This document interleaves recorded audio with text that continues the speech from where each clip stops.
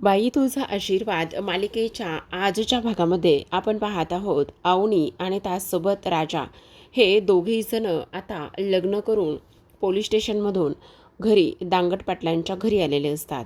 समोरचं दृश्य पाहून अवनीला मात्र खूप मोठा धक्का बसतो. अवनी विचार करत असते हे नेमकं सगळं काय आहे आणि त्याचबरोबर ह्या सगळ्या गोष्टी अशा पद्धतीने कशा काय होऊ शकतात. अरे घरी समोर दिसतंय ते काय आहे. तेव्हा राजा म्हणत असतो, अगं आपलं लग्न झालं आहे ना आणि त्यामुळे त्या लग्नाचं सेलिब्रेशन सुरू आहे असं तो तिला सांगत असतो. मग आता इकडे ती म्हणत असते, अरे पण हे लग्न खोटं आहे ना, आपण खोट्या लग्नाचं सेलिब्रेशन का बरं करतोय. तेव्हा तो म्हणत असतो, अगं ही गोष्ट आपल्याला माहिती आहे, त्यांना कुठे माहिती आहे की आपलं लग्न खोटं आहे म्हणून. अरे मग त्यांना सांगायला हवं ना की आपलं लग्न खोटं आहे ते. आपण ह्या सगळ्या गोष्टी त्यांना सांगितल्याशिवाय कशा समजणार आहेत असं सुद्धा इथे आता तो बोलत असतो. तेव्हा मात्र अवनी म्हणत असते, हो तू नाही ना सांगणार, मग आत्ताच्या आत्ता मला सांगावं लागेल. मी नाही हे सहन करू शकत कारण आपलं लग्न खोटं आहे ना. तेव्हा राजा म्हणत असतो, ऐक ना अवनी, हे बघ अवनी मॅडम प्लीज आत्ता नाही सांगता येणार हे सगळं काही जरी झालं ना तरी ही एक शेवटची संधी आहे. प्लीज मला माफ करा ना. म्हणजे मी आज नाही पण उद्या मात्र नक्कीच हे सगळं घरच्यांना सांगेल. अवनी म्हणत असते, पण हे सगळं नाही असं करता येणार आहे. तुझ्या लक्षात येतं आहे का आपण त्यांना फसवतोय, खोटं लग्न केलं आहे आपण आणि त्यामुळे आपण त्या गोष्टी त्यांना सांगणं गरजेचं आहे. राजा मात्र शांत बसलेला असतो. अवनी म्हणत असते, तुला जर सांगायला जमत नसेल ना तर तू नको सांगू. मी तिला तिथे सर्वांना जाऊन सांगते. मी जर सर्वांना जाऊन सांगितलं ना तर मग सगळं व्यवस्थित होणार आहे. मग आता राजा म्हणत असतो, नाही ह्या सगळ्या गोष्टींची इथे काहीही गरज नाही आहे असं सुद्धा आता इकडे तो बोलत असतो. आता हे सगळं काही बोलल्यानंतर तो म्हणत असतो, प्लीज एकदा माझं तुम्ही ऐकून घ्या ना. हे बघा आत्ता ह्या वेळेला हे सगळं काही नाही सांगता येणार आहे. प्लीज मी काय म्हणतो ते एकदा तरी तुम्ही ऐकून घ्या ना. आपण नंतर हे कधीतरी नक्कीच सांगूया ना, प्लीज प्लीज असं इकडे तो बोलत असतो. आता हे सर्व काही बोलल्यानंतर अवनीला मात्र इथे टेन्शन आलेलं असतं. पण राजा मात्र इथे आता डोकं त्या सीटवरच रेलून टेकून बसलेला असतो. दुसरीकडे आपण पाहतो आता इकडे धनराज विचार करत असतो, म्हणजे यशराज विचार करत असतो की आता नवीन नवरी आणि त्याचबरोबर राजा दोघेही जण लग्न करून आलेले आहेत. इथे DJ लावलेला असतो आणि DJच्या गाण्यावरच इथे दांगट पाटलांच्या घरची 3 पोरं, त्याचबरोबर इथे ही जी पायल आहे ती आणि त्याचबरोबर ह्या दोघी जणी इथे नाचत असतात. त्यांना तर फार जास्त आनंद झालेला असतो. मग तेवढ्यातच यश आता इकडे तिला आवाज देतो आणि बोलून घेत असतो. तो म्हणत असतो, अगं ऐक ना, गावामध्ये एवढ्या बायका आहेत, मग आपल्याला आता इकडे घरी आलेल्या नव्या सुनेचं औक्षण करायला पाहिजे ना. दुसरीकडे सुलू आणि त्याचबरोबर तिचा भाऊ हे दोघेही जण हे सगळं काही पाहतात आणि म्हणत असतात की नाही हे सगळं काय आहे. आणि त्याचबरोबर ही आपली नीलू तिथे जाऊन काय करते, हिला तर काही गरजच नाही आहे आपल्या नीलीला तिथे जाऊन नाचायची वगैरे. मग आता तो म्हणत असतो, बघा ना जर कोणी इथे पूजा करण्यासाठी औक्षण करण्यासाठी आलं तर खूपच जास्त बरं होईल असं तो बोलतो. आता ह्या दोघी जणी गावातल्या बायकांना विचारायला जाणार. तेवढ्यातच इथे आता आपण पाहतो की लगेचच इथे ही जी काही पायल आणि त्याचबरोबर नीलू दोघीजणी म्हणत असतात, अरे काय चाललंय हे, आम्ही दोघीजणी इथे असताना गावातल्या बायकांची काय गरज आहे औक्षण करायला बोलवण्याची. आम्ही दोघीजणी आहोत ना, मग आम्ही दोघीजणी असताना आम्ही दोघीजणी तिचं औक्षण करू ना असं ती बोलते. आणि हे सगळं काही बोलल्यानंतर यशराज म्हणत असतो, खरंच तू नक्की औक्षण करशील ना. मग आता ती म्हणत असते, हो हो का नाही औक्षण करणार, नक्कीच करणार ना औक्षण. इकडे दुसऱ्या बाजूला पायल मात्र पाण्याला म्हणत असते, ऐक ना पाण्या, चल ना आपण मस्त इथे दोघेही जाऊन सगळी काही औक्षणाची तयारी करूया. तेव्हा ती म्हणत असते, नाही मला तुझ्याबरोबर अजिबातच यायचं नाही असं इकडे तो बोलत असतो.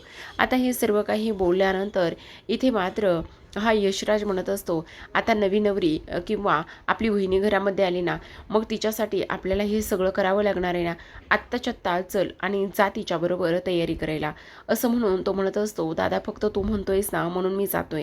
दुसरीकडे राजा अस्वस्थ झालेला असतो.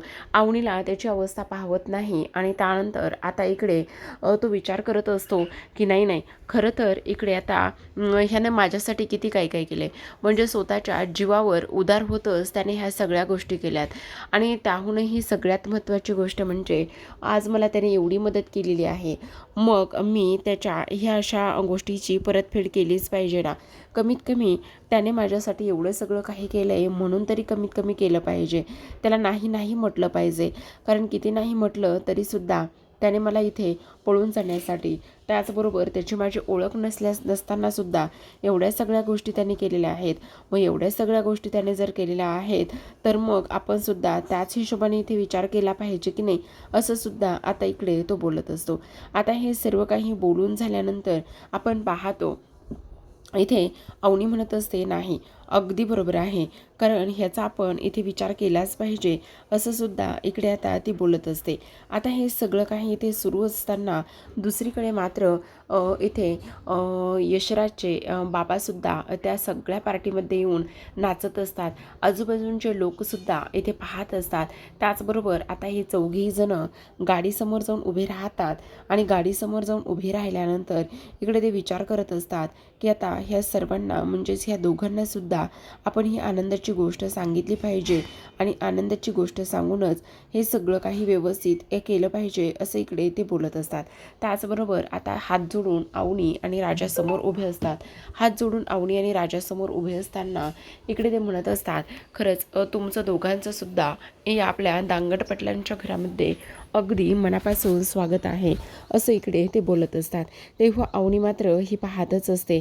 मग आता अवनी पाहत असताना आपण पाहतो ह्या सगळ्या काही गोष्टी इथे होत असताना सगळीकडे त्यांनी फारच छान छान असं डेकोरेशन केलेलं असतं. मग आता सुलू तिथे आलेली असते आणि सुलू म्हणत असते, नेमकं ह्यांचं काय चाललेलं आहे आणि त्याचबरोबर इथे ह्या सगळ्या गोष्टी अशा कशा होऊ शकतात तेच मला काही कळत नाही. तेव्हा मात्र इथे आता लगेचच यशराज अवनीच्या बाजूला जातो आणि म्हणत असतो, वहिनीसाहेब खरं सांगू का, तुमचं या सगळ्या गोष्टीमध्ये अगदी मनापासून स्वागतसुद्धा आहे, असं सुद्धा आता इकडे तो बोलत असतो. आता हे सगळं काही बोलत असताना यशराज सगळ्यांना म्हणत असतो, अरे तुम्ही आता फक्त हेच करणार आहात का, चला चला आपल्याला यांचं स्वागतसुद्धा करायचं आहे ना, आणि मग स्वागतासाठी आपल्याला तयारीसुद्धा करावी लागणार आहे ना, असं सुद्धा आता इकडे ते बोलत असतात. आता हे सर्व काही बोलल्यानंतर अवनी गाडीतून खाली उतरून येते आणि त्याच बाजूला तिच्या राजासुद्धा उभा राहिलेला असतो. मग आता इकडे धुंडू म्हणत असतो, थांबा थांबा, अजिबातच घाई करू नका. ए पोरांनो, काय करताय ते जाना, तुम्ही हार वगैरे आणले नाही आहेत का? माझ्या दोन्ही लेकरांनी लग्न करून आणलेलं आहे. राजाने आज इथे लग्न करून आपल्या ह्या दांगडपटलांच्या घरी बाईचा आशीर्वाद दिलेला आहे. तेव्हा राजा म्हणत असतो, नवीन हार आणण्याची काही गरज नाही, गाडीमध्येच हार आहेत, ते हार आपण इकडे वापरू शकतो. मग आता हार आणल्यानंतर ते धोंडू म्हणत असतो, खरं तर तुम्ही मला न सांगता लग्न केले ना, मग आता माझ्यासमोर तुम्ही एकदा पुन्हा लग्न करावं अशी माझी इच्छा आहे. मग आता इकडे राजा अवनीच्या गळ्यामध्ये हार घालतो तर अवनीसुद्धा राजाच्या गळ्यामध्ये हार टाकत असते आणि तेव्हा सगळे दांगट पाटील मात्र फारच जास्त आनंदात असतात. त्यांना एवढा आनंद झालेला असतो की काही विचारूच नका. हे सगळं काही होत असताना आपल्याला असं पाहायला मिळतं की आता इकडे मात्र दुसरीकडे ही जी काही सुलवत्या आणि त्याचबरोबर तिचा भाऊ, ह्या दोघांनासुद्धा ह्या दोघांचा आनंद सुख हे अजिबात पाहवत नसतं, बघवत नसतं. आता इकडे हार वगैरे घातल्यानंतर त्या दोघांनाही घरामध्ये बोलवण्यात येतं आणि घरामध्ये बोलवण्यात आल्यानंतर इथे फटाके त्याचबरोबर इथे धूमधडाक्यात गाणे लावूनच त्या दोघांचं सुद्धा स्वागत ही लोक करत असतात. बाजूने लाईट आणि त्याचबरोबर अवनीलासुद्धा कुठेतरी जाऊन हे फार आनंदाचं वाटत असतं. नाचणारे हे सगळेजण उभे असतात आणि आज मात्र ह्या आशीर्वाद बंगल्याला, आशीर्वाद घराला बाईचा आशीर्वाद मिळाला आहे. त्यामुळे मात्र त्यांना फार जास्त आनंदसुद्धा इथे आता झालेला असतो. दुसरीकडे आपण पाहतो इथे आता हे सगळं सुरू असताना इकडे सुरू म्हणत असते, नेमकं हे झालंय कसं, आणि त्याचबरोबर ह्या लोकांना बाईचा आशीर्वाद नेमका मिळालाय कसा, तेच मला काहीसुद्धा कळत नाही, असं सुद्धा आता इकडे ती बोलत असते. आता अवनी म्हणत असते, हे सगळं खूप जास्त चुकीचं होतंय. खरं पाहायला गेलं तर आम्हा दोघांचं लग्न झालं नाही, आणि तरीसुद्धा इथे आता हे खोट्या लग्नासाठी एवढ्या सगळ्या गोष्टी का बरं होत आहेत. तेवढ्यातच पायल आणि त्याचबरोबर नीलू ह्या दोघीजणी आलेल्या असतात, आणि दोघीजणी आल्यानंतर आता औक्षणाचं ताट तिच्या हातामध्ये असतं, आणि ह्या दोघीजणी आता इकडे अवनी आणि त्याचबरोबर राज ह्या दोघांचंही औक्षण ती लोक करणार असतात. आता इकडे औक्षण करत असताना धोंडू म्हणत असतो, खरं तर आज ना मला फार जास्त आनंद झाला आहे. आज मात्र तुम्ही घरामध्ये लग्न करून आलायत ना, ती गोष्ट माझ्यासाठी फार जास्त आनंदाची आहे. तेवढ्यातच आता इकडे सुलूला राग येतो, आणि सुलू म्हणत असते, ह्या सगळ्या गोष्टी अशा व्हायला नको आहेत, हे सगळं काय आहे, असा इकडे ती विचार करत असते. आणि तेवढ्यातच ती धावत येते आणि नीलूच्या हाताला धरत असते आणि म्हणत असते, तुझी हिंमत कशी झाली. औक्षणाचं ताट मात्र तिथून ती वर हवेतच फेकून देते, आणि तिच्या हाताला धरून फरफटतच म्हणत असते, अगं दुश्मनाच्या घरामध्ये येऊन औक्षण करण्याची तुझी हिंमत कशी झाली. मग आता ती म्हणत असते, तो दुश्मन नाही आहे, ते माझ्या मामाचं घर आहे ना. मग तेव्हा ती म्हणत असते, अगं तुझ्या मामाचं नाही आहे ते घर, ते माझं आहे. तेव्हा ती म्हणत असते, तुझ्या मामाचंच आहे ते घर, तुला असं का बरं वाटतंय. आणि तुला सांगू का, हे बघ इथे तुला माझं प्रेम दिसतच नाही आहे. माझं प्रेम आहे ना, मग प्रेम असताना सुद्धा तू अशी कशी वागू शकतेस, तेच मला काही कळत नाही, असं सुद्धा ती बोलते. मग आता इकडे हा धोंडू म्हणत असतो, अगे अगे बघितलंस का भटक भवाने, आणि त्याचबरोबर फुटक्या तोंडाचे इथे आशीर्वाद दिला होतास ना तू, की इथे आमच्या घराला बाईचा आशीर्वाद कधीच लाभणार नाही, कधीच मिळणार नाही. पण तसं अजिबातच झालं नाही, कळतंय का तुला. इथे बघ, आज माझ्या पोराने लग्न करून एक पोरगी घरात आणलेली आहे, माझी सून ह्या घरामध्ये आलेली आहे. आणि तेव्हा मात्र इकडे सुरू म्हणत असते, हो का, तुझ्या घरामध्ये पोरगी आली ना, तर माझी पोरगी इथे औक्षण करायला का बरं तू बोलवतेस. तेव्हा मात्र यशराज म्हणत असतो, अगं आत्या, ह्या घरची तू मोठी आहेस ना, मग तू स्वतः पुढे येऊन ह्या घराच्या सुनेचं स्वागत केलं पाहिजे. तेव्हा ती म्हणत असते, तुम्ही माझे कोण बी नाही आणि मी तुमची कोण बी नाही. तेव्हा इथे अवनी म्हणत असते, हे सगळं काही काय सुरू आहे. तेव्हा राजा म्हणत असतो, फॅमिली ड्रामा, इमोशन्स हो इमोशन्स, बाकी काही नाही आहे. मग आता अवनीला त्याने कसं बसं समजवलेलं असतं. दुसरीकडे आता हे ताट लगेचच यशराज उचलतो आणि म्हणत असतो, खरं सांगू का, मला माफ करा बरं का, म्हणजे मी ताबडतोब हे दुसरं ताट घेऊन येतो आणि त्यानंतर लगेचच तुमचं औक्षणसुद्धा होईल, असं सुद्धा तो इथे बोलत असतो. तेव्हा मात्र इथे तो आतमध्ये जातो. त्याचबरोबर पाण्या आणि पायल हे दोघेही जण त्याच्याबरोबर त्याच्या मदतीला जात असतात. त्याच्याबरोबर त्याच्या मदतीला गेल्यानंतर आपण पाहतो की आता लगेचच इकडे दुसऱ्या बाजूला मात्र ही जी काही सुलू आहे, तिने नीलूला घेऊन गेलेली असते आणि म्हणत असते, तुझी हिंमत कशी झाली तिथे वगैरे जाण्याची आणि ह्या सगळ्या गोष्टी करण्याची. दुसऱ्या बाजूला आता इकडे धोंडूला मात्र फारच जास्त आनंद झालेला असतो. तो विचार करत असतो, खरं तर आज ना मला इकडे माझ्या घरामध्ये सुनबाई आलेली आहे, आणि माझ्या घरामध्ये सुनबाई आल्यामुळे मलासुद्धा तेवढाच जास्त फार आनंद झालेला आहे. आता इकडे लगेचच त्यांनी दारूची बॉटल आणलेली असते, आणि दारूची बॉटल आणूनच ते पुन्हा दारू पीत आलेले असतात आणि म्हणत असतात, आज मला आनंद झालेला आहे, असं इकडे ते बोलत असतात. आणि दारूची बॉटल पीत असताना लगेचच राजा अवनीच्या समोर उभा राहतो आणि म्हणत असतो, तुम्ही त्याकडे लक्ष देऊ नका, काय ना त्यांना तेवढा आनंद झालाय. मग आता छोटा गणू येतो, आणि छोटा गणू आल्यानंतर तो म्हणत असतो, काय चाललंय बाबा तुमचं हे सगळं. अहो वहिनीचं स्वागत करायचं आहे ना, मग वहिनीचं स्वागत करायचं असल्यामुळे तुम्ही असं ह्या पद्धतीने का बरं करताय हे सगळं काही. तुम्हाला हे सगळ्या गोष्टी करण्याची काही गरज नाही आहे. वहिनी आपल्या घरामध्ये येते ना, मग जर वहिनी आपल्या घरामध्ये येत असेल तर मग आपण ह्या सगळ्या काही गोष्टी इथे ह्या पद्धतीने नाही केल्या पाहिजे वगैरे, असं सुद्धा इकडे आता ती बोलत असते. आता हे सर्व काही बोलत असताना आपण पाहतो राजा म्हणत असतो, तुम्ही नका काळजी करू, ते माझे बाबा आहेत ना बाबा. मग आता इकडे गणू ती दारूची बॉटल घेऊन जातो, आणि तेव्हा धोंडू समोर येतो, आणि धोंडू समोर आल्यानंतर धोंडू म्हणत असतो, काय रे तू आम्हाला सर्वांना इथे सुनबाईची ओळख करून देणार नाही आहेस का? तेव्हा मात्र इकडे तो म्हणत असतो, हो का, देतो ना, ओळख करून तर दिलीच पाहिजे ना. खरं तर इकडे मी तुम्हाला कुठे ओळखते असं अवनी म्हणत असते ओळख करून देण्यासाठी. मग आता इकडे तो म्हणत असतो, हो, मी ओळख करून देतो. ह्या अवनी आहेत. आणि त्याचबरोबर आणखी एक महत्त्वाची गोष्ट म्हणजे तुम्हाला एक गोष्ट सांगू का, हे माझे बाबा आहेत. आणि त्याचबरोबर हा माझा मोठा भाऊ आहे. हा मोठा भाऊ आणि त्याचबरोबर सगळ्यात महत्त्वाची गोष्ट म्हणजे हा दुसरा छोटा गणू आहे. हा कॉलेजला जातो.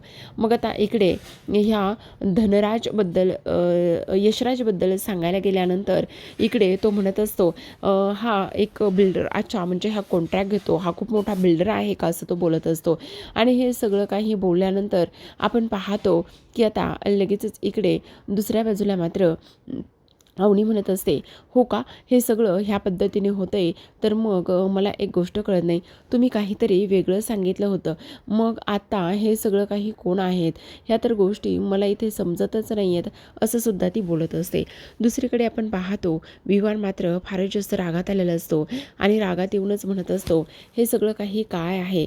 आणि त्याचबरोबर इकडे ह्या सगळ्या गोष्टी अशा पद्धतीने नाही व्हायला पाहिजे वगैरे हे सुद्धा तो बोलत असतो. आणि तुम्ही तर इकडे मला सांगत होतात ना की आमची मुलगी अशी आहे, आमची मुलगी तशी आहे म्हणून. मग मला सांगा, तुमची मुलगी अशी आहे, तुमची मुलगी तशी आहे, तर मग आज तुमची मुलगी एका ड्रायव्हर बरोबर इकडे पळून गेलेली आहे ना. आणि त्याचबरोबर इथे ह्या सगळ्या गोष्टी अशा पद्धतीने ना ती एका एका थर्ड क्लास ड्रायव्हरबरोबर पळून गेली आहे. आणि थर्ड क्लास ड्रायव्हरबरोबर पळून गेल्यामुळे अशा पद्धतीने हे सगळं नाही होऊ शकत आहे.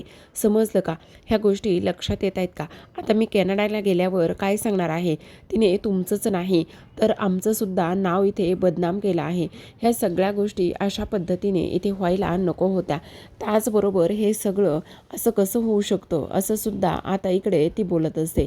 आणि त्याचबरोबर हे सगळं काही बोलल्यानंतर इथे आता ही जी काही आपली आई आहे, म्हणजेच अवनीची आई, ती म्हणत असते, हे बघ, असलं काही नाही आहे, असा तू इथे विचारसुद्धा करू नकोस ना. का असा विचार करतोयस? हे बघ, ह्या सगळ्या गोष्टींचा विचार करण्याची तुला काहीही गरज नाही, असं सुद्धा ती इथे बोलत असते. सोबतच आता इकडे हा विवान मात्र अवनीवर नाही नाही ते आरोप करत असतो. तो म्हणत असतो, हे सगळे एका माळीचे मणी आहेत, ह्या सगळ्यांनी मुद्दामून हे सगळं काही केलेलं आहे, असं सुद्धा तो इकडे बोलत असतो. हे सर्व काही बोलल्यानंतर आपण पाहतो तो म्हणत असतो, तुम्ही खूप मोठे देशमाने आहात ना, पण देशमाने असून काय उपयोग झाला? ती एक थर्ड क्लास पोरगी ड्रायव्हरबरोबर पळून गेली आहे आणि ड्रायव्हरबरोबर पळून गेल्यामुळे ह्या सगळ्या गोष्टी झाल्यात, तुमच्या लक्षात येत नाही आहे का? असं सुद्धा आता इकडे तो बोलत असतो. हे सगळं काही बोलल्याबरोबर मात्र आता इकडे अवनीच्या बाबांना म्हणजे चंद्रकांतला फार जास्त राग आलेला असतो. आणि चंद्रकांत म्हणत असतात, तुझी हिंमत कशी झाली हे सगळं काही बोलण्याची? तू समजतोस कोण स्वतःला? तू इथे माझ्या मुलीबद्दल हे सगळं काही बोलतोयस आणि तेव्हा मात्र तू असं नाही बोलू शकत, असं सुद्धा आता इकडे ते बोलत असतात. आणि त्याचबरोबर हे बघ, तुला माझ्या मुलीबद्दल बोलण्याचा आणि ह्या सगळ्या गोष्टी करण्याचा काही एक संबंध नाही आहे, असं सुद्धा आता इथे ती बोलत असते. हे सगळं काही बोलल्यानंतर आता मात्र तो म्हणत असतो, आत्ताच्या आत्ता माझ्या घरामधून चालतं व्हायचं, ती माझी मुलगी आहे, तिने काय करायला नको काय नाही ह्या सगळ्या गोष्टी तू अजिबातच मला सांगायच्या नाही, हे सुद्धा आता इकडे तो बोलत असतो. आता हे सगळं काही बोलल्यानंतर आपण पाहतो इथे आता चंद्रकांतला राग आलेला असतो. आणि राग आल्यानंतर सरळ सरळ इथे त्या लोकांना त्याने बाहेर सुद्धा निघून जायला सांगितलेलं असतं. बाहेर निघून जायला सांगितल्यानंतर आपल्याला असं पाहायला मिळतंय, आता चंद्रकांत मात्र काहीही बोलत नाहीत आणि काहीही न बोलून ते सरळ सरळ तिथून निघून जातात. ते तिथून निघून गेल्यानंतर इथे आता सगळ्यांना चंद्रकांतचं फार टेन्शन आलेलं असतं. सगळेजण म्हणत असतात की आत्तापर्यंत हे एवढे हळवे आणि त्याचबरोबर एवढे खचून गेलेले आम्ही कधीच पाहिले नाही आहेत, पण आज मात्र त्यांना असं खचून जाताना पाहिलं आहे आणि फार मोठा धक्का बसला आहे. इकडे आता विवान म्हणत असतो, तिने मला डबल गेम केला आहे, डबल क्रॉस केलं आहे, तिनं त्या ड्रायव्हरबरोबर लफडं केलं आहे आणि त्याच्याबरोबर ती पळून गेली आहे, त्यामुळे मी तिला कधीही माफ करणार नाही, असं सुद्धा तो इथे बोलत असतो. हे सगळं काही बोलल्यानंतर आता मात्र इथे स्वाती त्याच्यावर आवाज चढून बोलते आणि म्हणत असते, विवान खूप जास्त होतं आहे तुझं, तुझी हिंमत कशी झाली ह्या सगळ्या काही गोष्टी ते बोलण्याची. हे बघ ती अवनी आहे, अवनीने असलं काही केलेलं नाही आहे, आत्ताच्या आत्ता तू इथून चालता हो, असं सुद्धा इकडे आता ती बोलत असते. तर आता प्रेक्षकांनो इकडे दुसऱ्या बाजूला आपण पाहतो अवनी आणि त्याचबरोबर राज ह्या दोघांचाही गृहप्रवेश इथे होत असतो. आता पायल त्यांना औक्षण करत असते आणि औक्षण केल्यानंतर आता हे दोघेही जण घरामध्ये येणार असतात. पण तेवढ्यातच आता इथे पायल म्हणत असते, मी अशा पद्धतीने इथे तुम्हाला अजिबातच येऊ देणार नाही, कारण काही जरी झालं ना तरी तुम्ही दोघेजण इथे आलात, पण ही आनंदाची गोष्ट आहे. पण सगळ्यात महत्त्वाचं म्हणजे तुम्हाला इथे उखाणा घेऊनच आतमध्ये यावं लागणार आहे. मग उखाणा घ्यायचा आहे आणि उखाणा घेऊनच इथे यायचं आहे, असं सुद्धा आता इथे ती बोलत असते. आता हे सगळं काही बोलल्यानंतर आपण पाहतो की आता अवनी म्हणत असते, नाही नाही, मला उखाणा वगैरे काही घेता येत नाही आहे, मला हे सगळं काही जमणारच नाही, असं सुद्धा ती बोलत असते. मग आता इकडे राज म्हणत असतो, ऐक ना, तिचं नाव अवनी आहे. मग आता इकडे सगळेजण म्हणत असतात, तिचं नाव अवनी आहे ना, तर मग आता तू उखाणा घे, तुला कळते ना तुला उखाणा घ्यावाच लागेल म्हणून. मग आता शेवटी राज हा उखाणा घेत असतो. तो म्हणत असतो, देवी आईच्या आशीर्वादाने बाईला आशीर्वाद लागला आणि घरामध्ये इथे माझी बायको आली आणि त्याचबरोबर अशा पद्धतीने उखाणा काहीतरी तोडका मोडका घेतल्यानंतर आता लगेचच तो म्हणत असतो, खरं पाहायला गेलं ना तर उखाणा मात्र अगदी छान घेतलेला आहेस. मग आता इकडे मापटं ओलांडून त्या दोघांना आतमध्ये घेण्यात येतं. मापटं ओलांडून आतमध्ये घेतल्याबरोबर अवनी मापटं ओलांडत असते, तेव्हा पायल मात्र तिच्यासमोर पुन्हा एकदा आता लगेचच जे काही लाल रंगाचं कुंकवाचं ताट आहे, जेणेकरून लक्ष्मीची पावलं घरात यावेत, ते ताट इथे ठेवण्यासाठी पुढे येते आणि ते ताट ठेवूनच आता इकडे अवनी मात्र घरामध्ये प्रवेश करणार असते.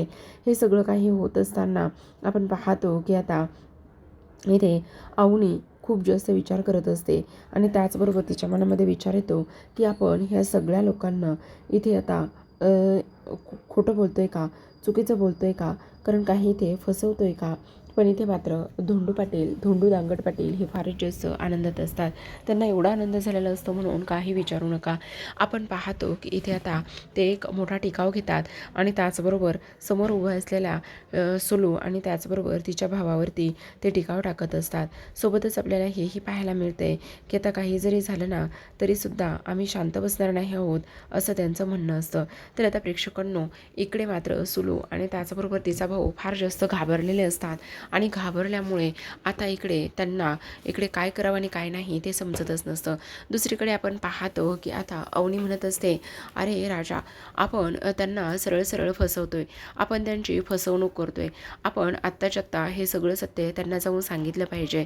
आणि आणखी एक गोष्ट मी तुला सांगते, जर तुला हे सगळं सत्य त्यांना सांगता येत नसेल आणि तुला जर दाखवता येत नसेल तर मग इथे मी स्वतः जाते आणि स्वतः जाऊन त्यांना हे सगळं सत्य सांगते, असं स्पष्टपणे ती बोलत असते.